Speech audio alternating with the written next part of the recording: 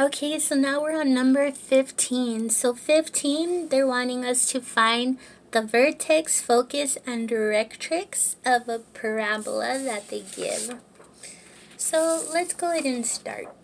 So I have this parabola.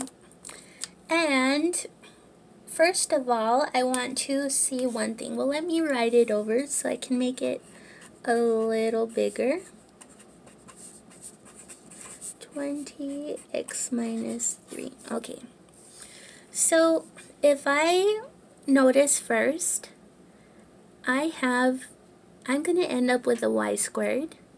So that's telling me that my graph, my parabola, is going to lay horizontal, not vertical.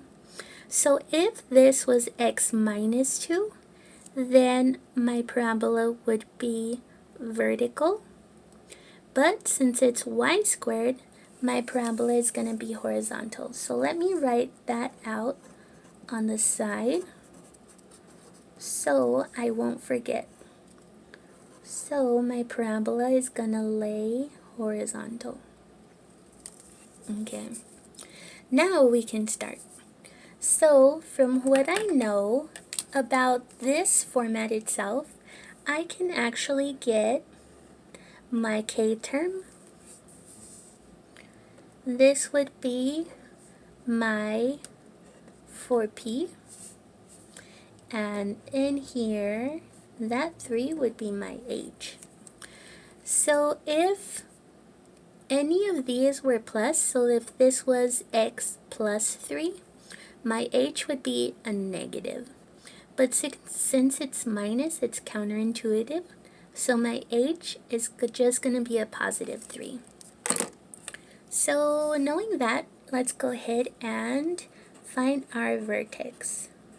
So my vertex, I can find it with h and k, and that is going to be my 3 and 2.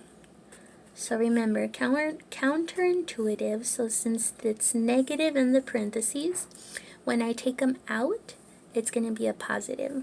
So my vertex is 3, 2.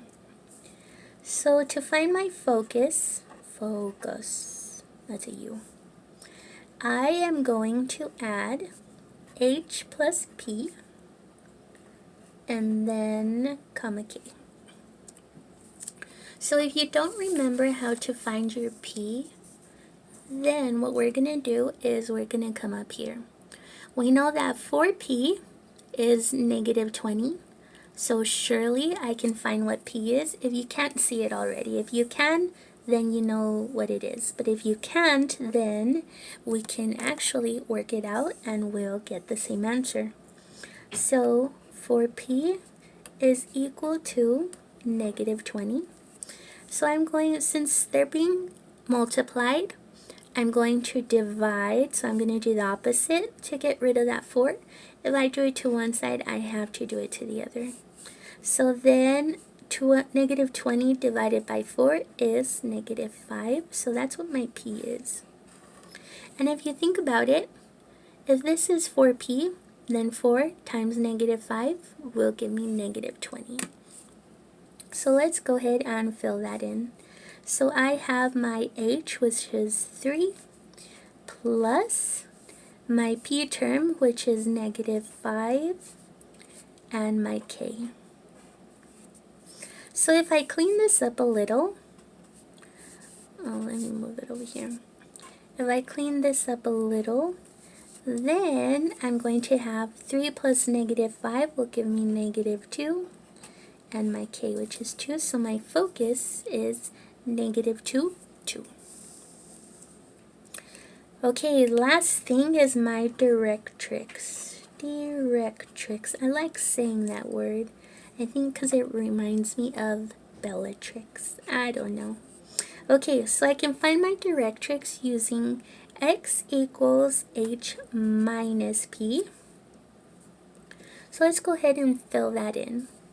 So x equals h, which is 3, minus my p, so minus negative 5. So don't forget that if your p is a negative, you're subtracting from your p.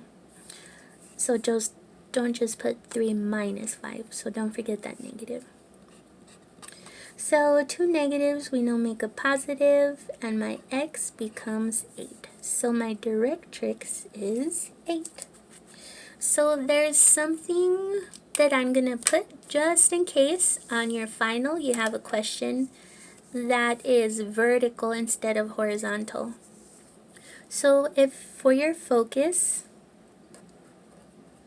if you have a vertical graph, so if your x is squared, then you are going to have your h, and you're going to add your p to your k.